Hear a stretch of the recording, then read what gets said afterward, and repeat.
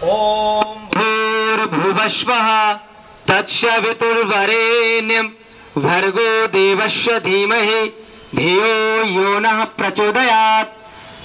आप सभी को आज बिहार प्रांत के भोजपुर जिले के सुप्रसिद्ध बेलाउर स्थित सूर्य मंदिर के प्रांगण में हम सभी योगाभ्यास की शुरुआत 5 दिनों के लिए कर रहे हैं।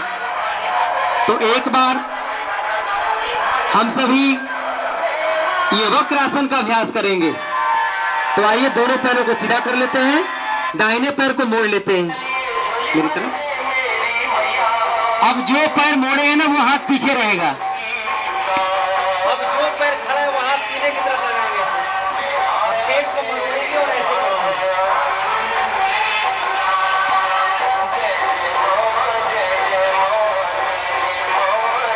ऐसे दूसरे तरफ से एक बार।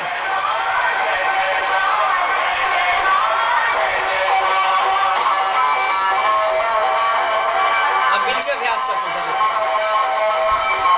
अब इसका 4-5 अभ्यास कर लेते हैं।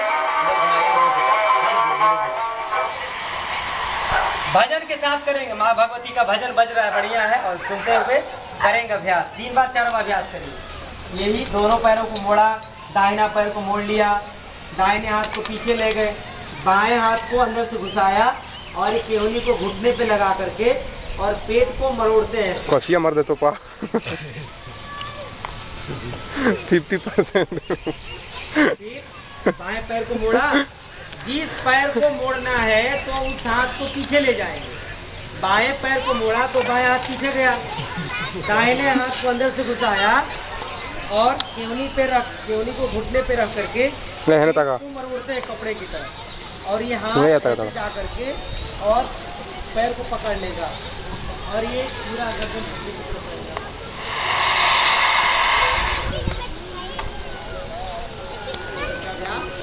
ये जिनको शुगर की बीमारी है, शुगर नहीं होगा,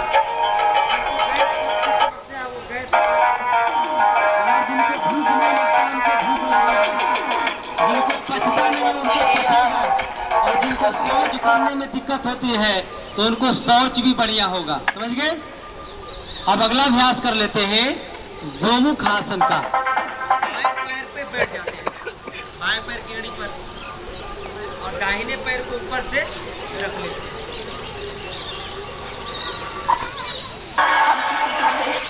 कल से एक चादर ले ले तो ठीक रहेगा, अपना अपना ठीक रहेगा।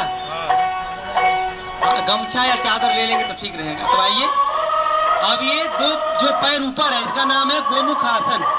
इसको करने से जीवन में कभी हाइड्रोसिल नहीं बढ़ेगा, हर्निया की बीमारी कभी नहीं होगी, और ऐसा करने से कभी भी मेरुदंड की कोई समस्या,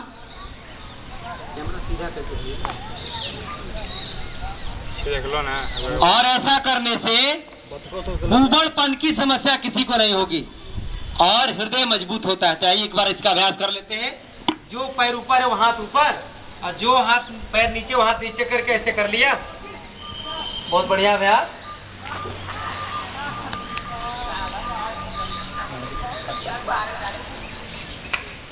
बहुत अच्छा अभ्यास। अब दूसरे पैर को भी फिर ऐसे कर लेते हैं। दाहिने पैर पे बैठा, अब इधर से एक बार कर लिया,